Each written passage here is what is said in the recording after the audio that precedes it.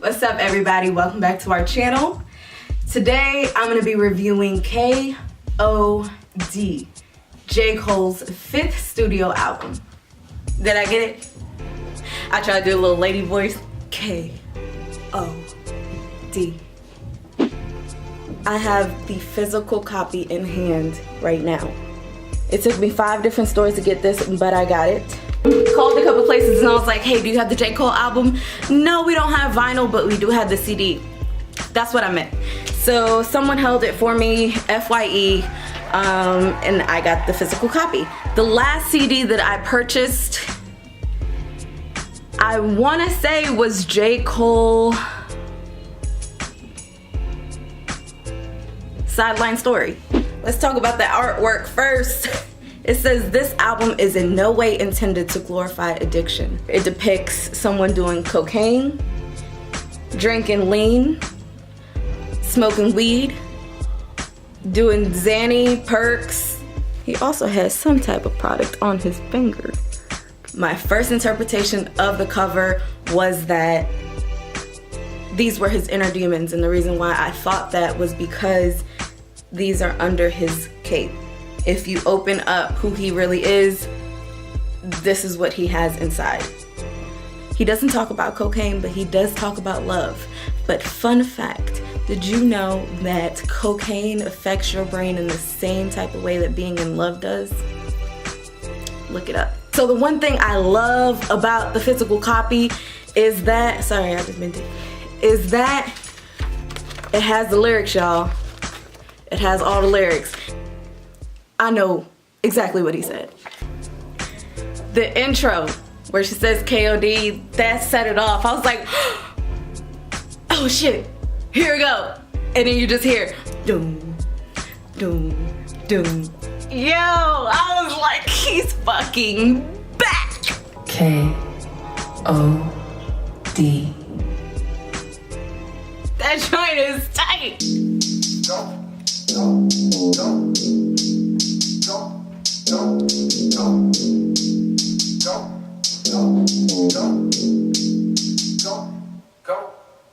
This is what you call a flip. 10 keys from a car to brick. Bentley from his mama whip. K.O.D. he hard as shit. How come you won't get a few features? I think you should. How about I don't? How about you just get the fuck on my dick? They shoot up the club. My homie got pharmaceutical plug. One of my other favorite lines on this song is platinum disc and I own my own masters, bitch pay me. That's a very big accomplishment in music, no matter when you started. So now we move on to Photograph, which is my least favorite song on the album. I'm not discrediting it because I do still like it. I know where he was headed. It was explaining love in the digital age. And I do like what he says. Damn, I love your sense of humor. You don't get caught up in rumors. You don't be talking about who fucking who, and I noticed the way you maneuver. But being that J. Cole is married, I thought that if he did have love songs in the album, that they would be more focused towards his wife, which I would have loved to hear. But that brings me to one of the topics of the album. It's addiction, not necessarily just drug addiction, but also women. You fantasize about these people that you see just through photograph, just through a picture, and you just imagine what you might want, or imagine how they might be, or imagine how they might be different from the person that you're with. It's just an illusion, where so many people are just at the click of a button. I shoot my shot in the brick, yeah. Niggas be talking so slick, yeah. I'm not the nigga for lip, yeah. Putting my heart in the click, yeah. Can't see my heart in no fit, yeah. Don't think I'm good for this shit, yeah. Too busy thinking what if, yeah. I shoot my shot in the brick, yeah. I shoot my shot in the brick. We are moving on to The Cutoff, featuring Kill Edward. Everyone is saying that it's his alter ego. I think it's J. Cole, period, so. If 1985 was not on the album, this would be my favorite song of all 12 tracks. I'ma be the bigger man, just like I always be. Eventually, but right now that's hard for me. As soon as I heard that, I was like, yo. I know that vengeance is the Lord's and it's not for me. I know the punishment for you is that you're not with me. You place your value on the bitches that you got with me. And now the bitches ask you daily why you not with me. I'm dreaming violent. I can't tolerate disloyalty. I was like, oh shit, this man is a Libra. He's not a Libra, his birthday is January 28th. But I felt that in my soul. I never fantasize about murder because I'm still sane, but I can't seem to fight this urge to make you feel pain. I started the song over. I started it over. Like, how did you know? It was blurry for a while, but now it's coming back, coming back.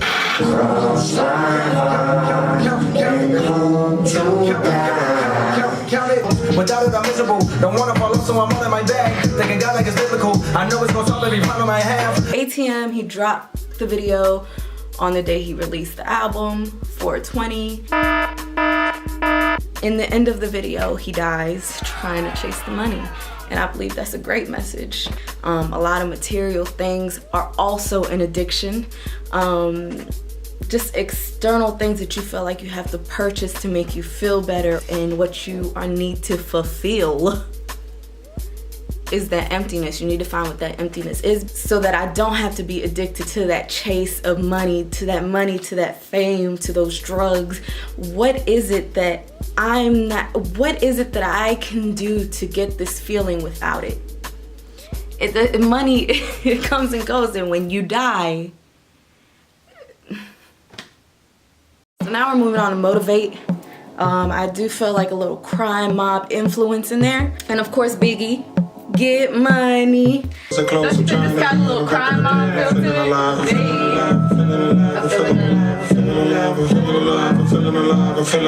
I'm feeling alive. Whoa, suddenly, I feel like taking a PJ. Fly to DR on a weekday, eating ceviche. Like half of a million inside of my briefcase. A couple of freaks play, and they don't speak English. But the money is something that they can comprende.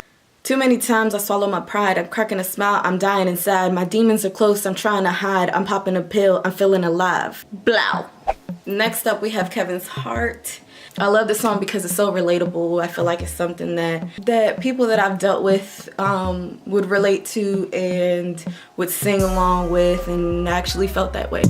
Back of my mind was you. Even though he named this song Kevin's Heart, Kevin Hart, I do think he's speaking about himself. On the KOD trailer, he does mention his addiction to women. I think this song really interprets that in a good way. This really goes into detail about, you know, his feelings. Like, he knows he's messing up and he knows he's hurting the woman that he's with, and I just can't fade this addiction with these women. Love gets confused in the mind of a child because love wouldn't lie like I lie, and it's wild. Wanna have my cake and another cake too, even if the baker don't bake like you, even when the flavor don't taste like you. So I'm back mobbing with the late night crew. He's sitting here talking about somebody that got white written all over but cheating on her. Like, what? Moving on to brackets, this song is about taxes, and you know, tax season just ended. And I love this song. This has my second favorite verse of the album. How much was it on?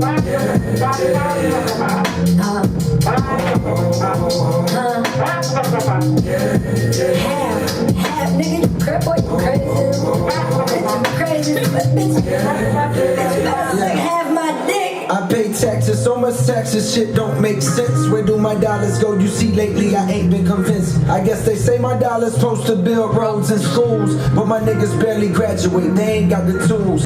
And the curriculum be tricking them dollars I spend. Got us learning about the heroes with the whitest of skin. Damn, do I even have a say about where it's going? If I'm giving y'all this hard-earned bread, I wanna know. Better yet, let me decide, bitch, it's 2018. Let me pick the things I'm funding from an app on my screen. Better that than letting wet congressmen I've never seen dictate where my money goes. Straight into the palms of some money-hungry company that make guns that circulate the country and then wind up in my hood making bloody clothes. That was brackets, and that was my second favorite verse of the album.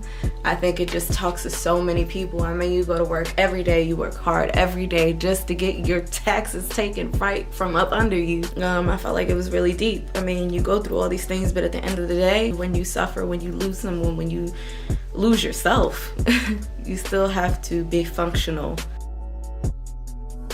Once I heard brackets, I was like, damn, this shit is deep. Once I got to Once an Addict, y'all, I cried. okay? It just felt like something that I couldn't put into words, and he spoke it. Another favorite verse. I used to stay out later on purpose. Subconsciously I was nervous that if I came home early, then what was surface was her inner demons. And then I'd have to end up seeing my hero on ground zero. Tears flow while Al Green blow. Addiction is a thing that that has been around me since I was a teenager. Well, since before. This is something that I have noticed since I was a teenager. But at the end of the day, it's not your responsibility. And I learned that throughout the years. It's not your responsibility to help anyone out. You can't help anyone unless they help themselves. Or you can't help anyone, they have to help themselves. Okay, so we've gone through addiction with women, photograph, the cutoff, ATM, addiction with money, brackets, how you get that money and it gets taken away. Once an addict, interlude. This interlude is to introduce you into the addict portion, the addiction portion of this album, as far as drugs, alcohol. This song, the reason why I like it is because this is where he starts talking about taking responsibility for what you do. Taking responsibility for any pain that you've been through, taking responsibility for anything that might affect the way you think, the way you handle situations, the way you handle life, the way you handle yourself. You can blame it on Trump or blame it on Clinton. On the fact that every black boy wanna be Pippen, but they only got 12 slots on the Pistons. Like, you can blame it on anything. You can make up any excuse that you want for the reasons that you do what you do, but at the end of the day, it takes you to realize that you have a problem, and it takes you to fix that. It takes you to move away from what's going on in the world, turn off social media, turn off your phone, and really reflect on who you are, what you want to change, what you think is a problem. My favorite line, one thing about your demons, they're bound to catch up one day. I'd rather see you stand up and face them than run away. I understand this message is not the coolest to say, but if you're down to try it, I know of a better way. Meditate. With the outro, I did feel a little Lauryn Hill vibe because he had the kid on there. I felt it more on this album than I did his previous album, just because I felt like she's sharing her knowledge, not just her story. And I love the fact that he just shined a light on that, because you can see that kids aren't just on drugs. Kids don't start off like that. Kids start off very intuitive. All I wanna do is kill the man that made my mama cry. He's coming back to have us be his children and for us to see him for the first time, so we can rejoice with him and have all time. And after we do that, he's gonna restart the world. K-O-D.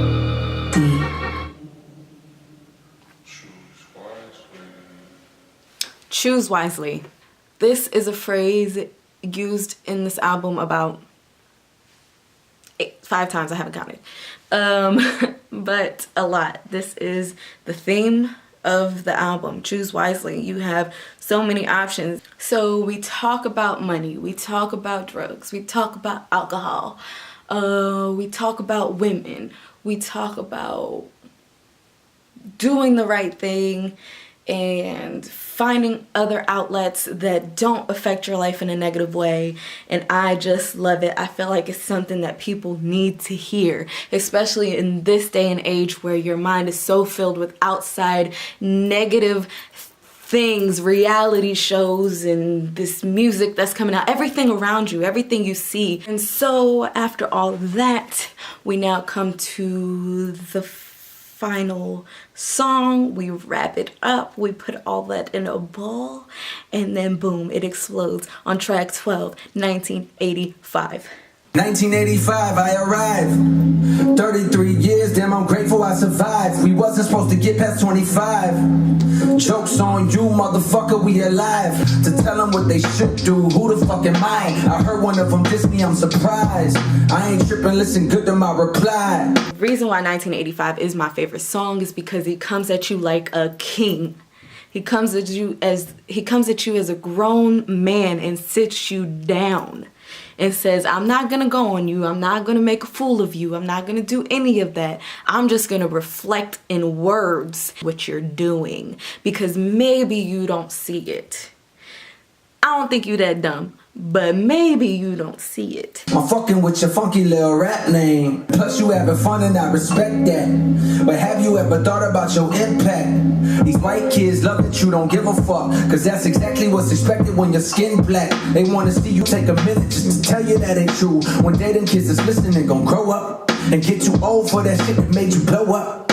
Now your stoves looking like cause they don't show up. He's the big homie that actually teaches you good shit. J. Cole doesn't get on social media. J. Cole doesn't go out and buy designer. J. Cole doesn't go out and show out. He doesn't show his bitches. He doesn't do this. He doesn't do that.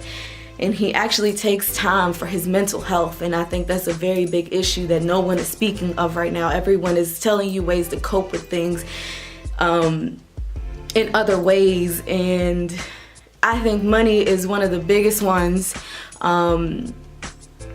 You see what you see in these reality shows, and that's the kind of life that you want. You see what you see in these videos, and that's the kind of life that you want. You see what you see on social media, and that's the kind of life that you want.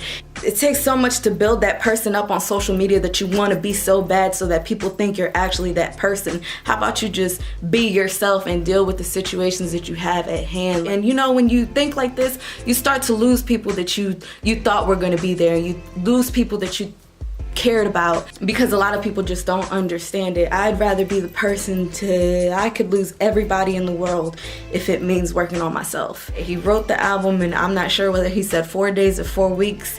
Sounds like a big difference, but either way, writing an album in 4 weeks is amazing.